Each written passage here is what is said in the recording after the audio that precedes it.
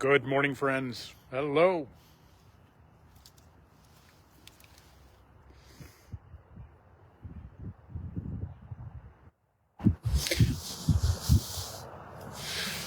I pray you are well and that there is goodness in your day.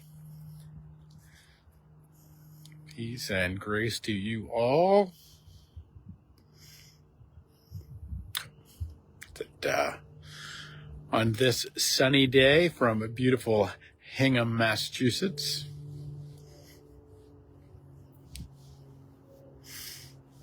Hope that you're finding this day well. We're out here on retreat. We've got a small but faithful little group who is coming up here on in beautiful Hingham at Glastonbury Abbey to spend a little time with the monastics and to spend a little time in in some Lenten practice. So I hope that you can come with us a little bit today. Hey, Kirsten, hope you're doing all right. Hope things in the city are good. Karen, good morning to you. I hope you're doing well. I hope there is goodness in your days. I know, Karen, I know you're carrying a little heaviness in these days, so been on my heart. Hope you're doing okay. Good morning. Good morning. Hey, Vicky. It's as if I just saw you. Vicky's here on retreat with us, so it's pretty awesome. So, good morning, everybody.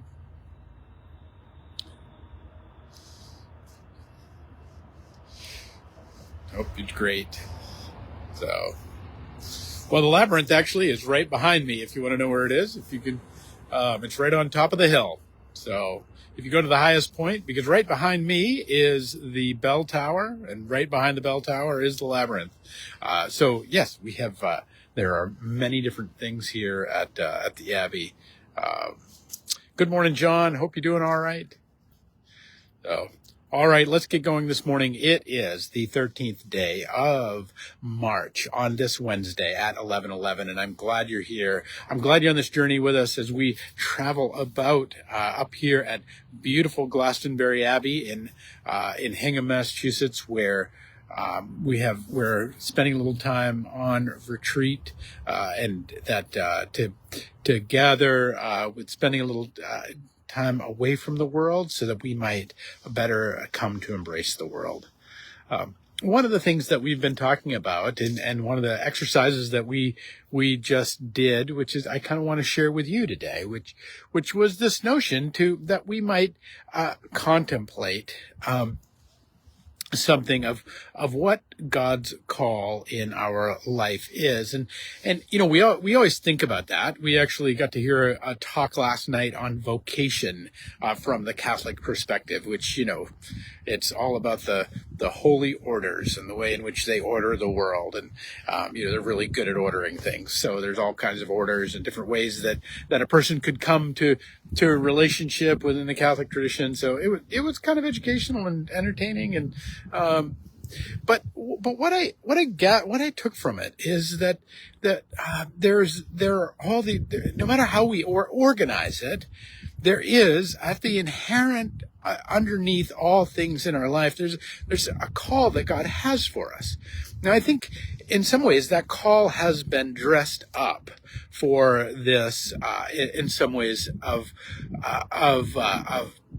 us needing to be, you know, maybe you've heard it in your life that you need to be kind of better than you are. That somehow, you know, our call is this call to improvement, our call to be better, our call to be more, you know, nicer or, you know, less self-centered or all these different ways that we might encounter it. But I don't think that's true at all.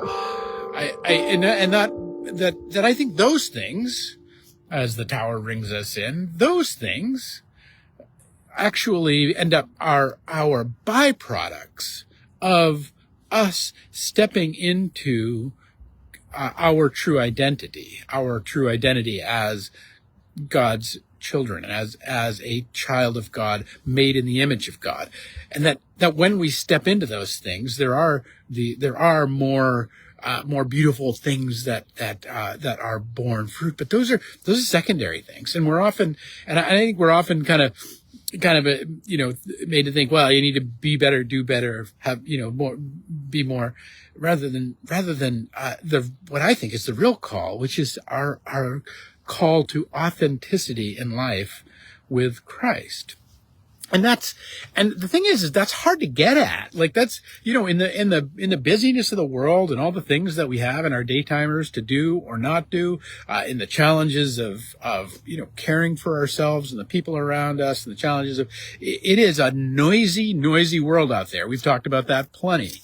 And I mean, this is one of the reasons that we come on retreat, is this ability to just turn down the radio a little bit and turn down the knob on all the other things in life, and to see perhaps what the still small voice has to say for us.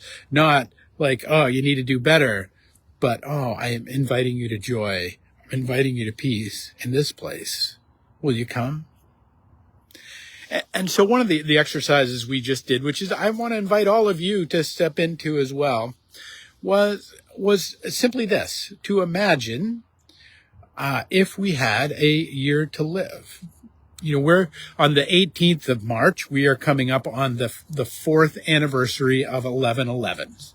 We have we've spent 4 years together, friends. If you started at the beginning of this journey that of kind of online connection and ministry together, it will be coming up next week, 4 years of engagement, of journeying together, of walking through this life. And it has also meant 4 years there are people who were a part of this journey that no longer are. There are people who have gotten sick and who have stepped into the next life, and that they are always with us. And there are people that we know right now that are preparing to do the same. And it's a reminder to us that our lives are not forever in this world, although they are forever, and that we will, in fact, live forever. That they, and so what we can embrace, what we can lean into, in trying to figure out where are these points of joy that God is inviting us to amidst the noise of the world, is maybe to take that timeline and compress it down. Maybe take that timeline that we think we have 10 years, 5 years, 20 years, 50 years, however many years we imagine we have, whatever story we're telling ourselves about however many, and take the intellectual exercise of making it into 1 year, which is what we just did on our little retreat space. Was I asked the groups to imagine that they only had 12 months to live. And if they only had 12 months left to live, and they knew that, what then would they do? How then would they spend time? What things would they pick up that they've always dreamed of doing that they've never gotten the chance to do? And what things would they set down that they realize that they're doing that simply are not bringing joy, are not a part of the life that they would live? And that exploring this, and I mean really exploring it, not just saying, oh, well, I would spend some more time with my family, and I do this, but really saying, okay, it's the 13th of March. By the next 13th of March will be my funeral. How will I organize these 12 months ahead of me? How will I spend my last Christmas? What will I do on my last Halloween? What will I do? And this is not to be morbid in terms of this exercise, although we may confront some things in it. But it is to say that what we discover when we start to step into it is there are things that will leap to the fore. There are things that will say, do this, and do this now. And my suggestion to you is that those things that start to jump forward, or those things that are just say, I will stop doing that, whatever that is, those things are compass points. They're little lodestones that are pointing us toward where God's call is in our life, what God has for us, what God has in store for us, and what God's hopes for us are. You know, a lot of people talk about God's plan. I'm not a fan of God's plan, by the way. I will guarantee you've never heard me preach on God's plan. I don't talk about God's plan because I don't think that's how God works. What I really believe is that God has a hope, and that God's hope will be fulfilled, and that God is conspiring in your life to bring about the hope that God has for you, which is the highest and most perfect joy that you can imagine, that you can accept, and that God is crafting and working and scheming to bring about that hope for you. And that hope, in retrospect, when we look back, can look like a plan, because it looks like all these different ways were step by step laid out for you.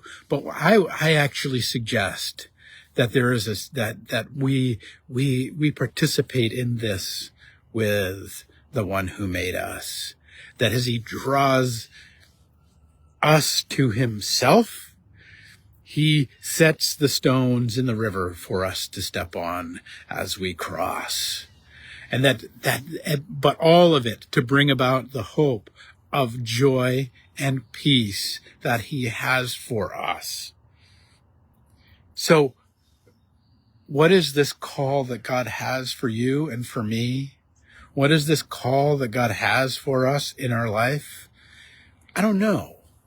But what I do know is that maybe imagining for a minute how you would spend these next 12 months if you knew they were your last 12 months might actually point us a little bit towards the things that we would set down, and maybe a few of the things that we would pick up.